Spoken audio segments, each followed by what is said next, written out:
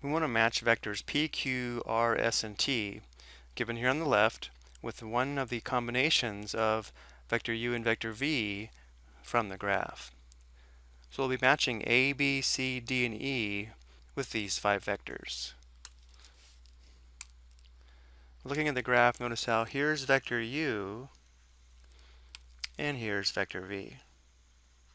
So looking at a, we have the opposite of vector v, or if we want -1 times vector v. So the opposite of vector v, or if we want -1 times vector v, would be a vector that has the same magnitude or same length as vector v, but in the opposite direction. So if we were to sketch vector v on the coordinate plane with the initial point at the origin, this would be vector v, and therefore the opposite of vector v, or -1 times vector v, would be this vector here in the opposite direction with the same magnitude. So this is the opposite of vector v. So looking at our graph, notice how this would match vector t. So a matches with vector t. Now notice for b we have 3 times vector u. Well, if here's vector u, 3 times vector u would be a vector in the same direction, but with 3 times the length or 3 times the magnitude. Looking at the graph, notice how we should recognize this would be vector s. But if we did graph vector u on the coordinate plane with the initial point at the origin, it would look like this. So this is vector u.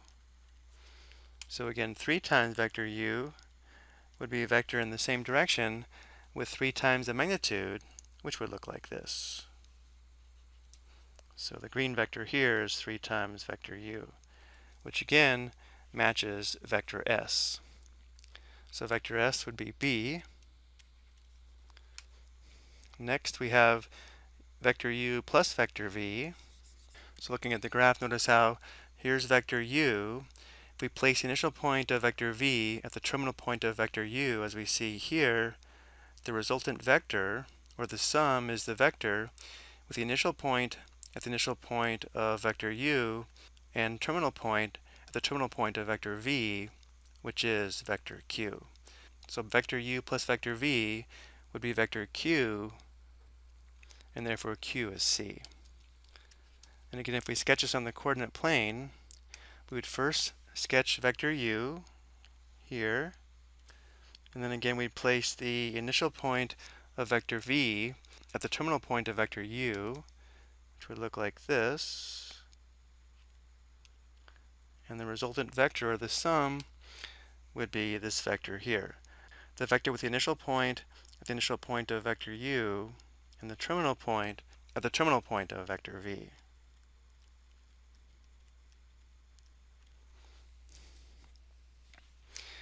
Now for d, we have vector v minus 2 times vector u. So if it's helpful, we can write vector v minus 2 times vector u as vector v plus -2 times vector u. This one's not shown in our graph, so let's go ahead and sketch this on the coordinate plane. We'll begin by sketching vector v with the initial point at the origin, which would look like this. And now we'll add -2 times vector u. Well, -2 times vector u would be the vector that has twice the length or twice the magnitude of vector u, but in the opposite direction, which would look like this. So this would be -2 times vector u. So the resultant vector is the vector with the initial point at the initial point of vector v and the terminal point at the terminal point of -2 times vector u, or this vector here. So again, this is v minus 2 times u. Looking at our graph, notice how this vector here resembles or matches vector p. So vector p would be d. And then finally we have e, which is 3 times u minus vector v. So 3 times vector u minus vector v, if it's helpful, we can write as 3 times vector u plus the opposite of vector v. So remember, 3 times vector u was vector s, the vector that has 3 times the magnitude of vector u and pointing in the same direction. And then if we add the opposite of vector v, remember vector t was the opposite of vector v. Vector t has the same magnitude of vector v, but pointing in the opposite direction. So the resultant vector would be vector r. So vector r does match with E. But let's also sketch this on the coordinate plane for practice. So 3 times vector u would be a vector that's 3 times the length, or 3 times the magnitude of vector u, pointing in the same direction, something like this. And if we add the opposite of vector v, or subtract vector v, we'd place the opposite of vector v, so the initial point is at the terminal point of this vector here, which would look like this. So this is the opposite of vector v.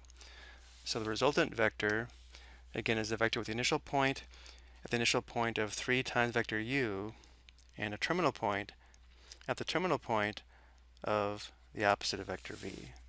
So this is 3 times vector u minus vector v, which we already said would be vector r.